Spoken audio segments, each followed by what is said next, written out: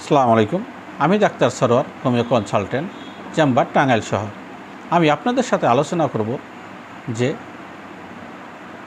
যৌন দুর্বলতার অস্থায়ী চিকিৎসার ক্ষতিকারক সাইড।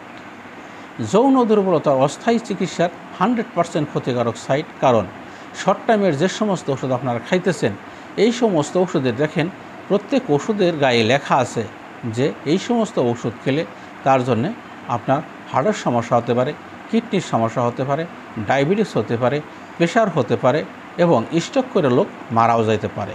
কাজেই এই ধরনের ওষুধগুলি ব্যবহার করার আগে আপনারা সতর্ক হন।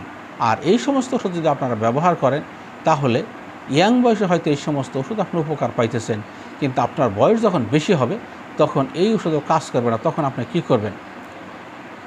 এই যে চিকিৎসার মাধ্যমে আমরা যে জিনিসগুলি পেয়ে থাকি, যখন মানুষের বয়স বেশি হয় ওই সমস্ত লোকগুলি আসে যে আমার তো এখন এই সমস্যা 100%, কাজে আমি কি করব? আর এই সমস্যা যাদের ভিতরে থাকে তাদের মন মানসিকতা ভালো থাকে না, অর্থাৎ সেক্স যদি নষ্ট হয়ে যায় তাহলে পৃথিবীর প্রতি মায়া থাকে না, মানুষের প্রতি মায়া থাকে না, বেঁচে থাকার ইচ্ছাও থাকে না।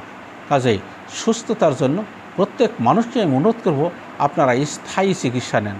সেই স্থায়ী চিকিৎসায় যদি আপনার 2-4 মাস 6 মাস সময় লাগে সেটাই কিন্তু ভালো। আর অস্থায়ী চিকিৎসায় আপনি যে ক্ষতি করতেছেন, আপনি যে কোনো একটা রোগের সৃষ্টি করলেন অথবা আপনার এই ওষুধের সাইড এফেক্টে আপনার যে কোনো পার্শ্ব প্রতিক্রিয়ার কারণে ক্ষতি হয়ে গেল, তাহলে সারা জীবন আপনাকে কষ্ট করতে হবে। কাজেই চিকিৎসা নেওয়ার আগে আপনারা চিন্তা করবেন।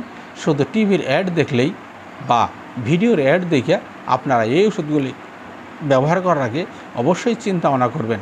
আমি এই আশা নিয়ে ভিডিও শেষ করছি। আপনাদের যেটা ভালো লাগে ওইটি আপনারা করবেন। আসসালামু আলাইকুম।